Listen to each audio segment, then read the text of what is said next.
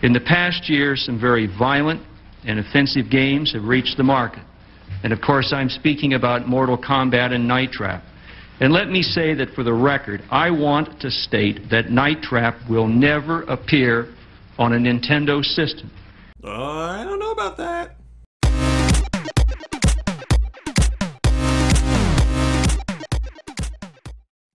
Hello, my friends. It's April 20th, 2018, and it's time for today's big story.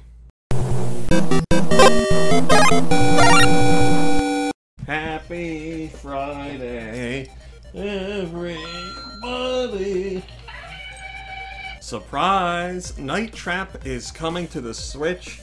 It's 25 years after the game has released, if not a little bit more than that, and it is finally coming to a Nintendo platform. As you saw, Nintendo at one point said the game would never appear on their systems. Night Trap is absolutely infamous. It might be infamous for how cheesy it is, and how B-movie horror it is, and how crappy the gameplay is, by today's standards anyway.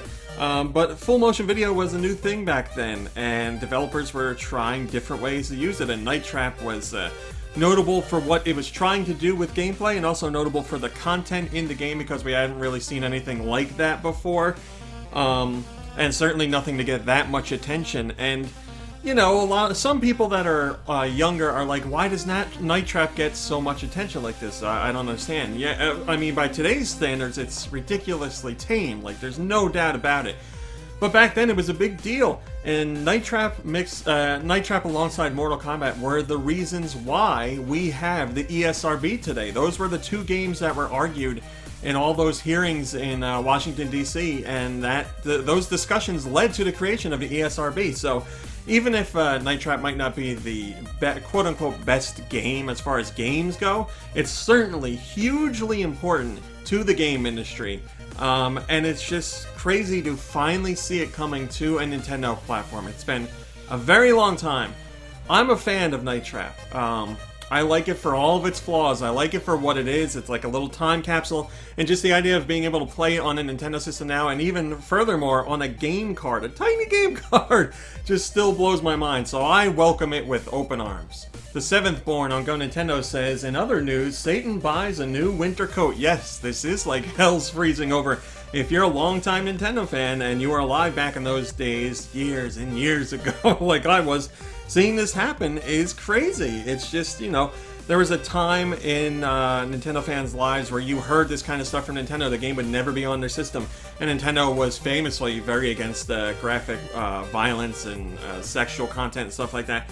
And in, you know, the last, I don't know how many years, I don't want to say a number that upsets somebody, but 10 to 15 years, Nintendo has become much, if not more than that, has become much more lax with that stuff. They're just, Nintendo doesn't create that stuff themselves, but they're more than happy to have other companies put that content out there.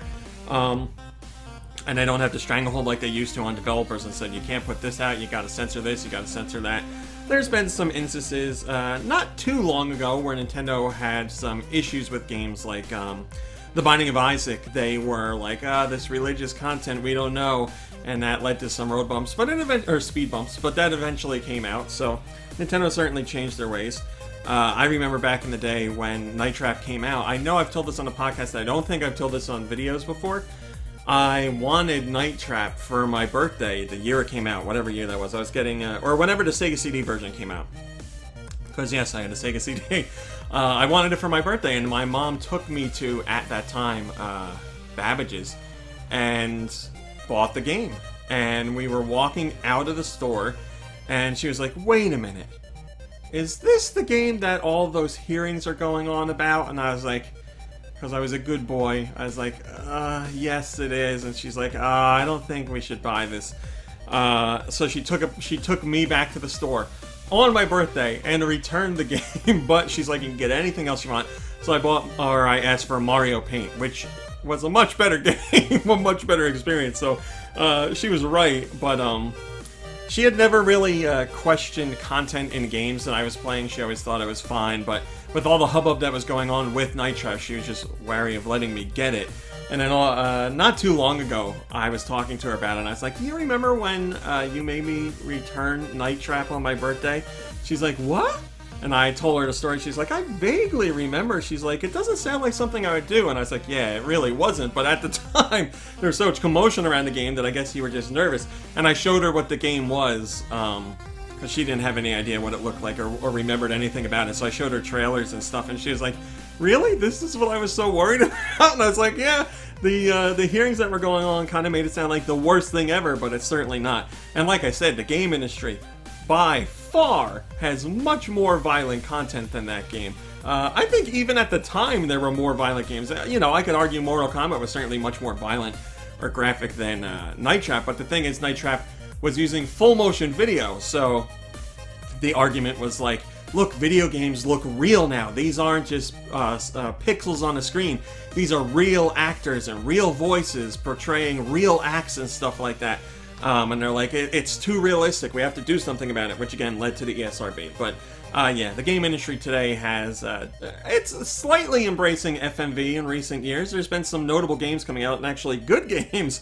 But yeah, when it comes to graphic content, that's more traditional, you know, at least today, polygon games and stuff like that.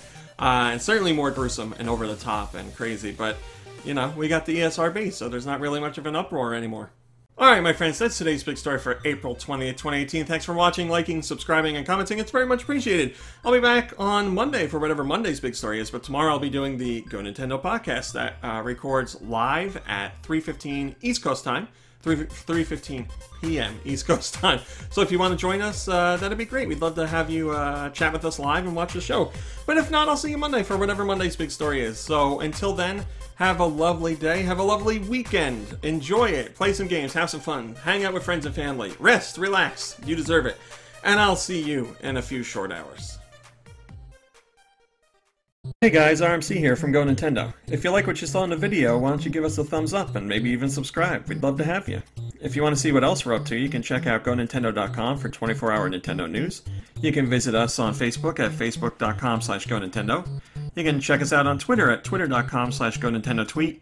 And we're even over on Instagram at Instagram.com/GoNintendo. I put all the links in the description just to make it easier for you guys to follow. Thanks a lot.